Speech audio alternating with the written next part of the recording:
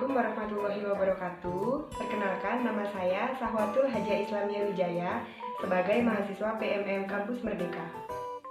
Kali ini saya akan membahas mengenai hak asasi manusia untuk memenuhi UTS mata kuliah Demokrasi dan HAM dalam program studi ilmu politik di Universitas Nusa Cendana dengan diampu oleh Bapak Ahmad Syarifuddin MA.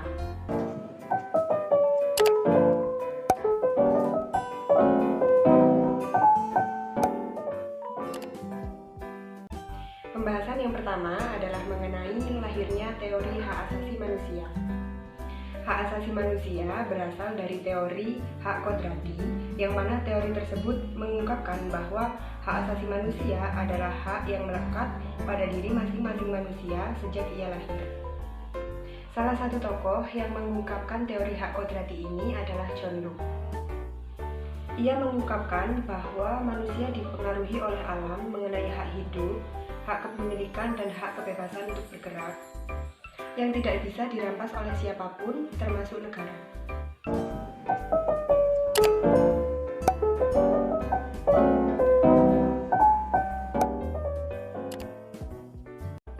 Pembahasan selanjutnya yaitu mengenai perkembangan hak asasi manusia di dunia.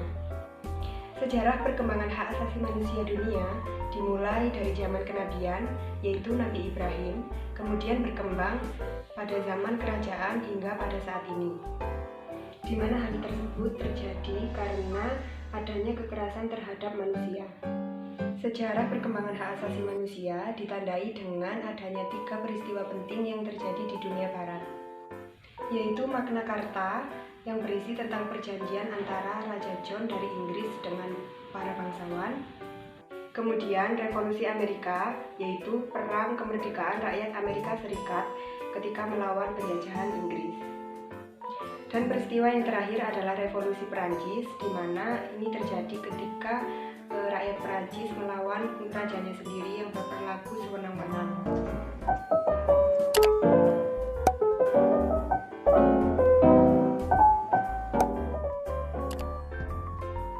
Pembahasan yang ketiga adalah tentang perkembangan hak asasi manusia di Indonesia. Perkembangan hak asasi di Indonesia dibagi menjadi 2 periode. Yang pertama adalah sebelum kemerdekaan, yaitu pada tahun 1908 sampai 1945, dan yang periode kedua ada setelah kemerdekaan, yakni pada tahun 1945 sampai dengan sekarang.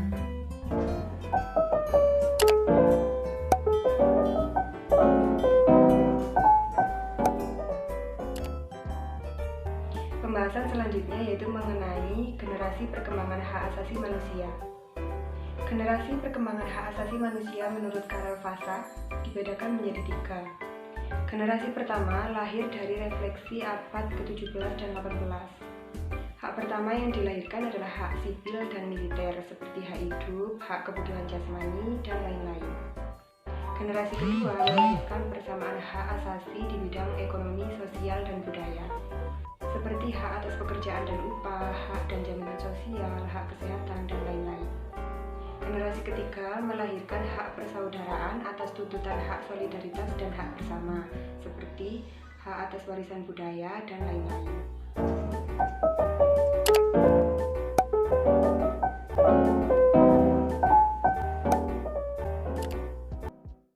Untuk pembahasan yang terakhir adalah tentang teori lahirnya HAM.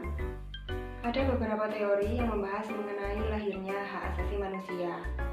Teori pertama yaitu penganut pandangan hukum alam yang diungkapkan oleh John Locke. Penganut pandangan ini mengatakan bahwa hak asasi manusia adalah hak kodrati yang dimiliki oleh setiap manusia sejak lahir. Teori yang kedua yaitu penganut pandangan positifisme hukum menurut John Austin. Paham ini mengatakan bahwa hak asasi manusia bukan berasal dari hak kodrati, melainkan berasal dari negara. Teori ketiga yaitu penganut sosialisme Marxis. Ajaran Marx menekankan pada masyarakat atau kelompok, sedangkan individu menjadi subordinat terhadap masyarakat dan kelompok. Demikian pembahasan hak asasi manusia dari saya untuk pemenuhan tugas UTS. Mohon maaf bila ada salah kata. Saya akhiri. Wassalamualaikum warahmatullahi wabarakatuh.